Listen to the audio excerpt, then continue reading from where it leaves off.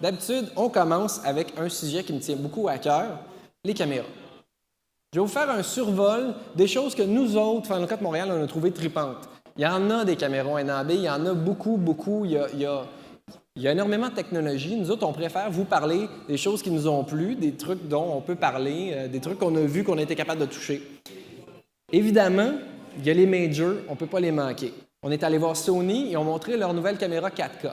La Cinealta F65, c'est une caméra 4K et plus qu'un senseur de 20 mégapixels qui peut faire toutes sortes de choses, évidemment, avec une monture à lentille PL, un PL mount en avant. On a vu ça sur plein de caméras depuis quelques années. Sony n'est pas à plaindre non plus. Un capteur d'un format 35 mm qui va enregistrer tout ça sur une nouvelle plaquette de mémoire qui s'appelle la HDCAM SR 2.0. Évidemment, c'est la grosse caméra de Sony. Ça coûte excessivement cher. Mais on dit que ça serait le fun d'être capable de faire profiter de cette technologie-là à d'autres. Pour ceux qui ont suivi nos présentations récemment, ils ont vu la F3. On a fait une présentation là-dessus.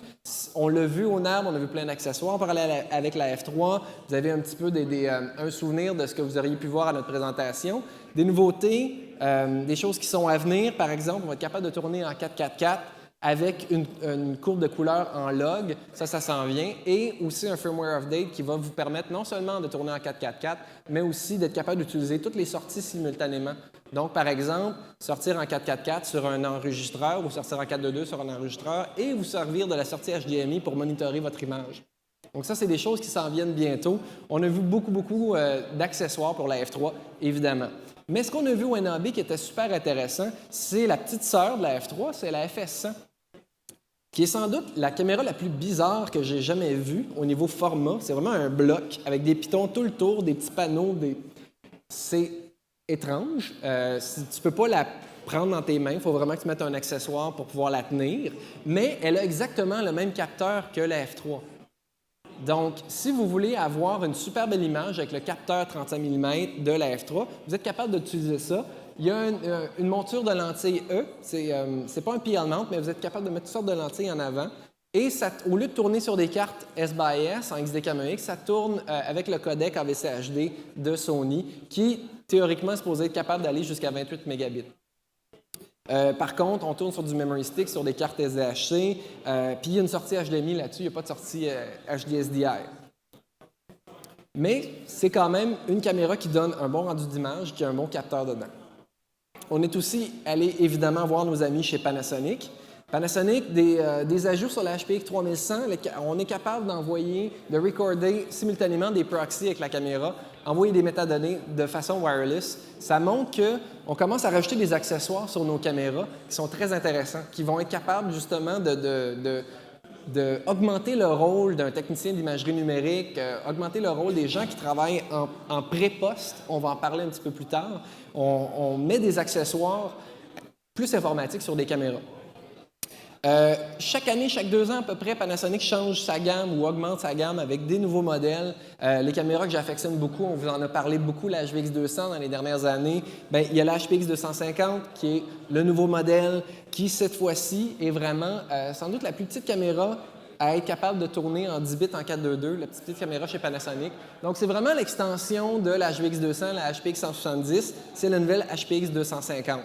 Donc, c'est le nouveau modèle qui a toutes sortes de features. Je n'ai pas mis toutes les framerates, les affaires de même. Vous pouvez aller voir sur le site web de Panasonic ou vous pouvez aller parler à nos amis de Panasonic qui sont juste en haut ici pour avoir plus de détails.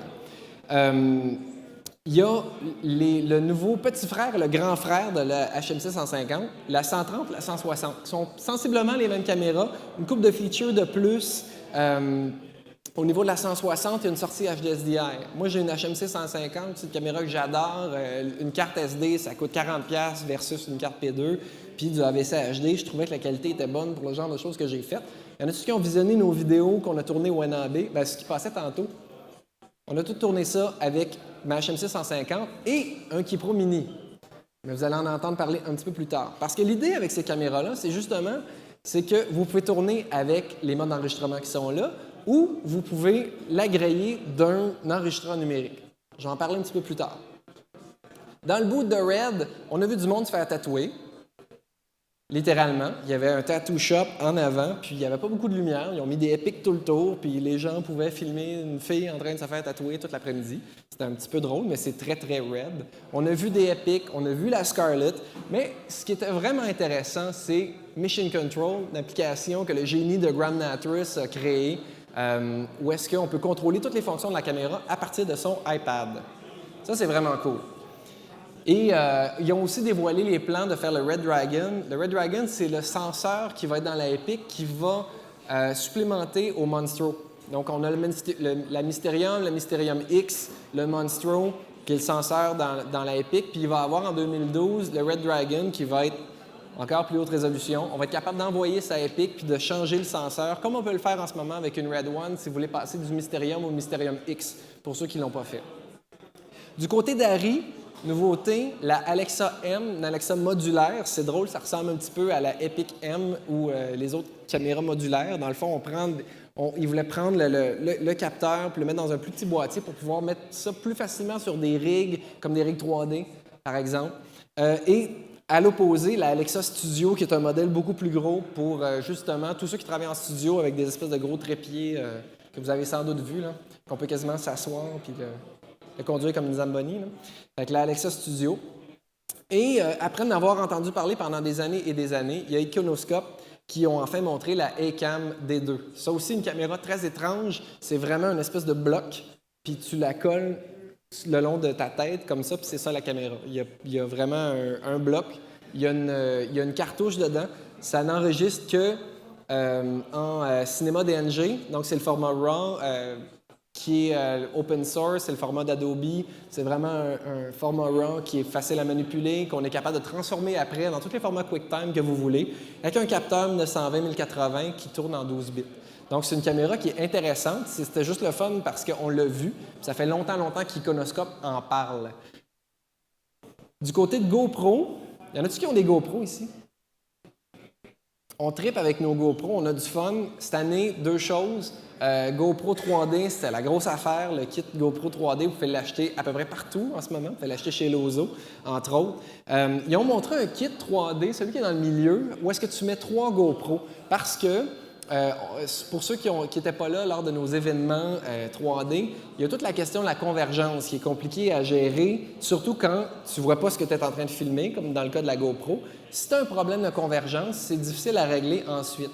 Donc, dans ce cas-ci, tu tournes 3 images, puis tu sélectionnes la meilleure des images quand tu vas faire ta stéréoscopie.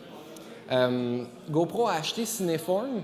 Donc, Cineform est rendu maintenant gratuit sur certaines versions et le coût de l'application, je l'ai montré quelques fois l'an dernier au PostNab et par la suite à notre soirée stéréoscopie. Vous pouvez maintenant accéder aux outils 3D, au codec de Cineform pour beaucoup moins cher. Parce que GoPro, c'est une grosse compagnie, donc ils vont avec le volume. Vous pouvez télécharger GoPro Cineform Studio 3D, je ne sais plus trop, gratuitement.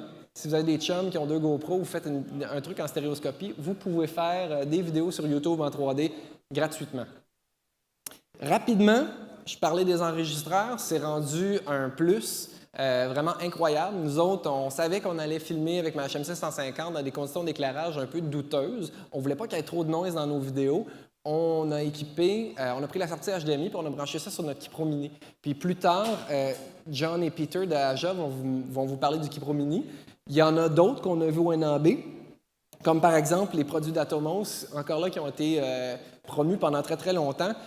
Écoutez, partout, il y avait des enregistreurs. L'année passée, c'était du HDSLR partout, il y avait du 3D partout. Là, cette année, c'est enregistreur qui fait du ProRes. Ils ont un écran, tu as une entrée. Dans ce cas-ci, HDMI, un plus petit écran. Tu peux mettre le disque dur que tu veux. Et son grand frère, le Samurai, où est-ce qu'il y a une entrée HDSDI en plus, un écran un petit peu plus haute résolution. Donc, des produits comme ça, il y en a plein. Chez Fast Forward Video, il y a un truc qui s'appelle le Sidekick, qui peut aussi faire du uncompressed. C'est sûr que quand tu regardes ça à 220 mégabits, tu te dis, je ne sais pas quel genre de uncompressed que ça va être, mais supposément que tu peux mettre un disque SSD, ça va enregistrer en non compressé. Encore là, entrée HDSDI et HDMI. Même chose chez Convergent Design, ils font des produits comme ça depuis plusieurs années. Là, ils en ont montré un avec un écran, 2 entrées HDSDR, tu peux mettre 2 disques, c'est pour ça que ça s'appelle le Gemini. Et tu peux faire du ProRes Uncompressed en 8 bits, en 10 bits. Tu peux faire du 444 avec celui-là. J'ai hâte de voir ça.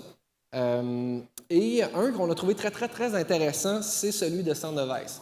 Y a-t-il des preneurs de son dans la salle? Il n'y a pas de preneur de son. Bon, t'as Final Cut Montréal. Il y a un preneur de son? OK. Bien, Sounddevice, c'est très connu pour faire du son. Tu mets du compact flash là-dedans, puis tu enregistres ton son pour faire du son en double système quand tu tournes dans le cinéma ou ailleurs. Bien, Sounddevice ont lancé ce produit-là avec un écran qui te permet de non seulement enregistrer en ProRes, mais enregistrer aussi en QuickTime DNX HD si vous travaillez sur Avid. Si ça a la même qualité qu'on connaît de Sounddevice, ça risque d'être un produit assez intéressant. Et tout ça, ça vous permet justement de passer outre la compression native de la caméra. Donc, si vous ne voulez pas tourner en VCHD ou vous ne voulez pas écraser ça en 8 bits, ou par exemple, vous avez une F3, puis vous pouvez enregistrer en 8 bits, en 35 mégabits, ou vous pouvez sortir en 422, en 10 bits, puis enregistrer ça sur un Keypro, un Keypro Mini ou une de ces bébelles-là.